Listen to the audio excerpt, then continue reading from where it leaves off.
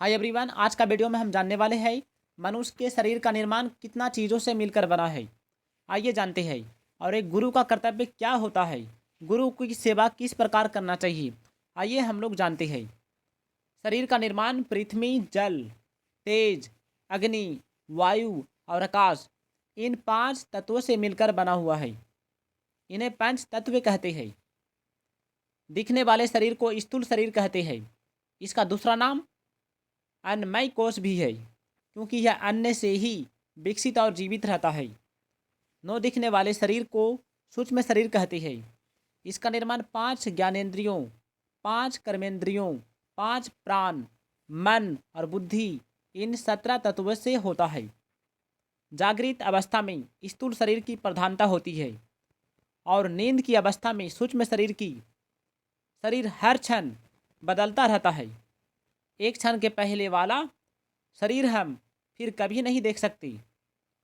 इच्छा और अहंकार में जब बाधा खड़ी हो जाती है तो क्रोध प्राण शक्ति का नाम चेतना है। यह चेतना भी परिवर्तनशील है।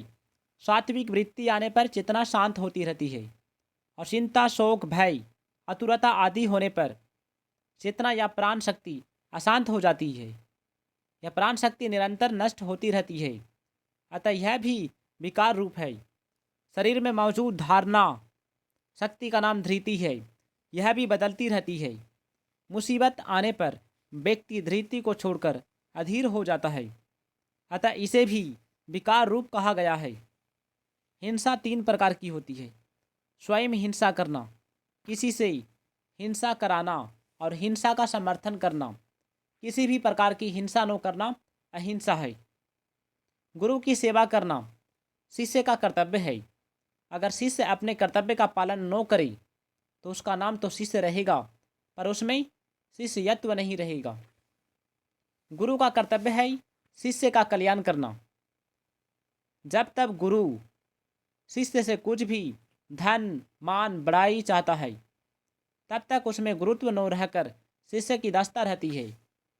बाहरी शरीर और भीतरी शरीर, मन की शुद्धि का नाम शौच है।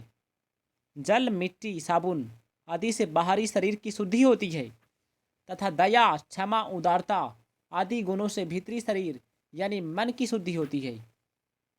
जिनके साथ अपना घनिष्ठ संबंध रखी, उनकी सेवा करी, उन्हें सुख पहुंचाई, पर उनसे सुख लेने का उद्देश्य न रखी।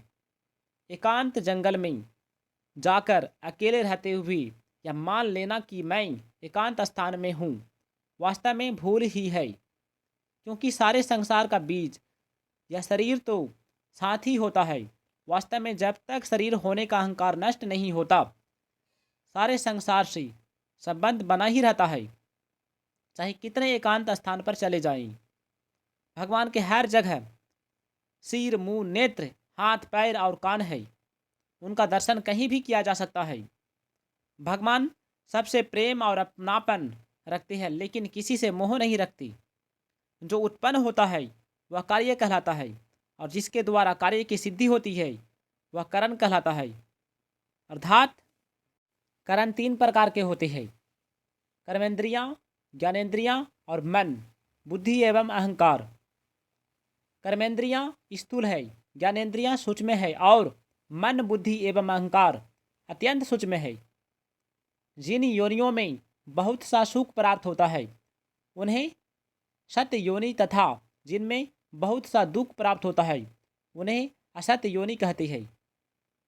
गुणों का आधार पर ही प्राणी को सत्य या असत्य योनि प्राप्ति होती है। महापुरुषों की कभी निंदा न करें, यह अवनति का कारण बनता है। सूक्ष्म से सूक्ष्मतम और विशाल से विशालतम सभी प्राणियों में परमात्मा समान रूप से स्थित है। परमात्मा किसी में छोटे, बड़े या कम ज़्यादा नहीं है। घर के अंधेरे को मिटाने के लिए तो प्रकाश को लाना पड़ता है, लेकिन ईश्वर को कहीं से लाना नहीं पड़ता है। वो तो शाश्वत सदैव हर स्थान पर मौजूद होता है। ईश्वर को आप चाहो कहीं पर खोजो, ईश्वर मिल जाता है। इसलिए हमें ईश्वर की पूजा करना चाहिए, भगवान श्री कृष्ण की पूजा करना चाहिए। कोई भी चाहो आप भगवान की पूजा कर सकते हो। तो यदि आपको वीडियो अच्छा लगा है तो इस वीडियो को लाइक करके चैनल को सब्सक्राइब कर दीजिएगा। धन्यवाद।